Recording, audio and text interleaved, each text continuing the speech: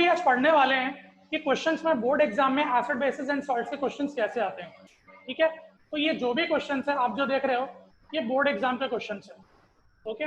Board exam में आपको 3 marks 4 marks से रिलेटेड क्वेश्चंस आते हैं और ऐसा ही आता है, ठीक है। अब देखो अपन क्वेश्चन नंबर 1 सॉल्व करते हैं, देखते हैं क्या है। क्या बोलता है, metal compound A reacts with dilute hydrochloric acid, okay. A compound है, डाइल्यूट हाइड्रोक्लोरिक एसिड के साथ रिएक्ट करता है टू प्रोड्यूस एफरवेसेंस, ओके। तो मैं आपको एक चीज बता दूं कि एफरवेसेंस मतलब होता है फुस वाला साउंड। जब इनो में अपन पानी डालते हैं तो फुस करके साउंड नहीं आता, that is called as effervescence. और एफरवेसेंस का मतलब समझ जाना कि आपका कार्बन डाइऑक्साइड है, ठीक है। मतलब कि हमारा जो ए कंपाउंड है वो कहीं ना कहीं आपका कोई कार्बोनेट होगा, क्योंकि कार्बोनेट से ही कार्बन डाइऑक्साइड और इवॉल्व होता है, ठीक है। तो आपको एक हिंट है कि आपका जो मेटल कंपाउंड है that may be a carbonate. अब बोलता है the gas evolved extinguishers a burning candle, मतलब कंफर्म है कि कार्बन डाइऑक्साइड है। आपको पता है कि कार्बन डाइऑक्साइड बर्निंग कैंडल को एक्सटिंग्विश करता है, फायर एक्सटिंग्विशर में कार्बन डाइऑक्साइड होता है। अब बोलता है right a balanced chemical equation for the reaction if one of the compound formed is calcium chloride. एक कंपाउंड जो फॉर्म है वो कैल्शियम क्लोराइड है, ओके। मतलब कि वो ये बोल रहा है कि ए आपका जब HCl के साथ रिएक्ट करता है तो एक आपका कैल्शियम क्लोराइड फॉर्म हो रहा है और दूसरा आपका कार्बन डाइऑक्साइड इवॉल्व हो रहा है, ठीक। मतलब कि आपका एक कंपाउंड में कैल्शियम पक्का होना चाहिए और उसके साथ कार्बोनेट, अपन ने बोला है कार्बोनेट, तो कैल्शियम का कार्बोनेट होना चाहिए, राइट। तो ए शुड बी कैल्शियम कार्बोनेट, ठीक है ना। अपन रिएक्शन देखते हैं कैसा होता है। CaCO3 को जब मैं 2HCl के साथ रिएक्ट करता हूं तो मुझे Ca आपका Cl2 के साथ मिलेगा, तो CaCl2 मिलेगा, ठीक है। यहाँ पे CO2 अलग हो जाएगा और बचता क्या है, 2 हाइड्रोजन और 1 ऑक्सीजन प्लस H2O। तो ये आपका बैलेंस्ड केमिकल इक्वेशन है फर्स्ट क्वेश्चन का, ओके। तो समझ में आया क्वेश्चन कैसे पूछ रहा है, कोई हिंट नहीं दे रहा है, लेकिन अपने को दिमाग में याद रखना है कि देखो मैंने कैसे किया। ए रिएक्ट हुआ डाइड्रोहाइड्रोक्लोरिक और एफरवेसेंस पकड़ते ही मैंने सबसे पहले CO2 लिख दिया, फिर क्वेश्चन में CO2 है। अब वो बोलता है CO2 के साथ CaCl2 भी है, तो मैंने क्या किया, दोनों प्रोडक्ट लिख दिया। अब यहाँ पे मेरे को पता है कि क्लोरीन तो है पर कैल्शियम नहीं है, तो कैल्शियम जरूर है। अब कार्बन डाइऑक्साइड कार्बोनेट से ही मिलता है, तो कैल्शियम कार्बोनेट मेरा मेटल कंपाउंड है, ये मुझे मिल गया। This is the first question answer, okay. तो ये आपका पहला क्वेश्चन का आंसर है। अब आता है सेकंड क्वेश्चन। सेकंड क्वेश्चन में बोलता है a compound X of sodium, अच्छा एक X कंपाउंड है जो सोडियम से बना है, is mainly used for making crispy पकोड़ास।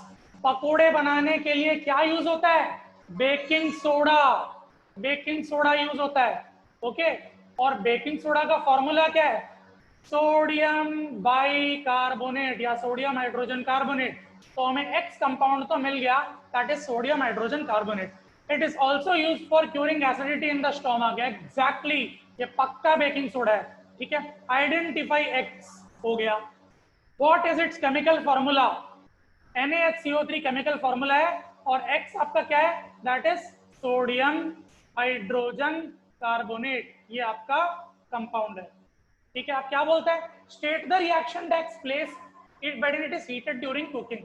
तो जब आप इसको हीट करते हो तो 2NaOH आपका जब हीट होगा तो ये बनाता है, आपको याद रखो Na2CO3 वाला reaction, Na2CO3 plus CO2 plus H2। तो जैसे आप इसको हीट करते हो it gives you sodium carbonate with carbon dioxide and water. तो आपका आंसर क्या है,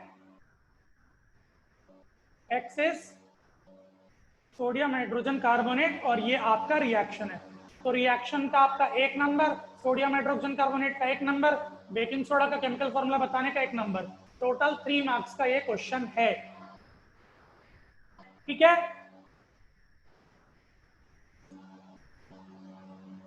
अब आता है question number 3। A first aid manual suggests that vinegar should be used to treat wasp sting। मैं आपको एक चीज बता दूं, विनेगर मतलब होता है एसिटिक एसिड, विनेगर मतलब होता है एसिटिक एसिड, और इसका फॉर्मूला आता है CH3COOH, और it is used to treat wasp sting बोल रहा है, मतलब एसिड अगर कोई चीज को ट्रीट करने के लिए हो रहा है तो समझ जाओ कि वो आपका बेस है। एसिड बेस को ट्रीट करता है, बेस एसिड को ट्रीट करता है, तो वास्प स्टिंग आपका बेस होता है। And baking soda for bee sting, baking soda आपका बेस है, बेकिंग सोडा बेस है और वो ट्रीट करने के लिए यूज हो रहा है, मतलब बी स्टिंग आपका एसिडिक कैरेक्टर है। तो what does this information tell you about the chemical name of the wasp sting? Wasp sting एक बेस है, ये आपको समझ में आ गया, ठीक है। अब वास्प स्टिंग का केमिकल फॉर्मूला पूछ रहा है, ठीक है। तो आपको कुछ नहीं, एक चीज समझना होगा कि आपका जो बेस है वो आपका वास्प स्टिंग है, ठीक है। मैं आपको वास्प स्टिंग का केमिकल फॉर्मूला बताता हूं क्या है।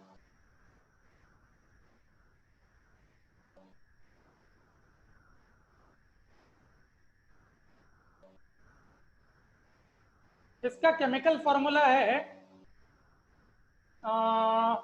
मास्ट सेल, नहीं नहीं ये नहीं,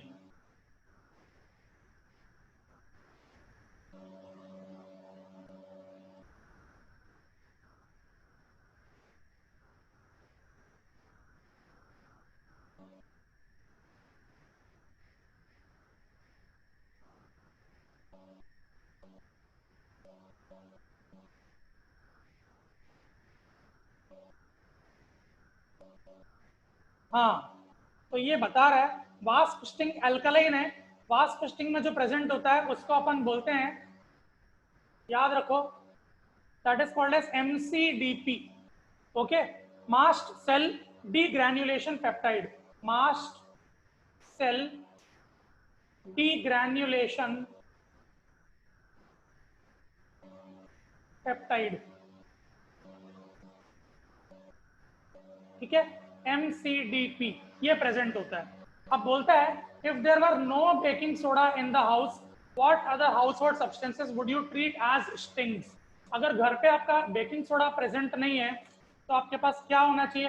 तो घर पे जो भी आपका माइल्ड बेस प्रेजेंट है, what ever mild base is present in home, ये आप लगा सकते हो, ठीक है।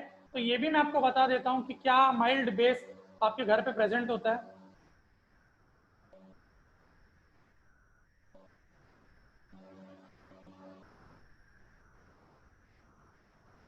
सोप, साबुन एक माइल्ड बेस है, तो आप क्या करिए, सोप से आप उस पर्टिकुलर चीज को घिस लीजिए अच्छे से, ठीक है। तो सोप एक माइल्ड बेस है, तो सोप से हो सकता है कि आपका जो स्टिंग है उससे ठीक हो जाए, ठीक है।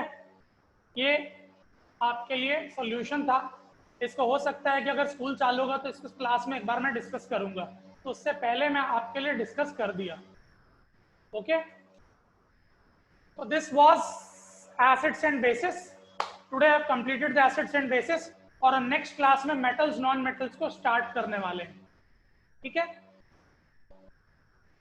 तो आज के लिए इतना ही, आप लोग बहुत टायर्ड हो गए आज के लिए इतना ही करते हैं, अगले क्लास में आगे बढ़ते हैं, ठीक है। Take care, bye bye.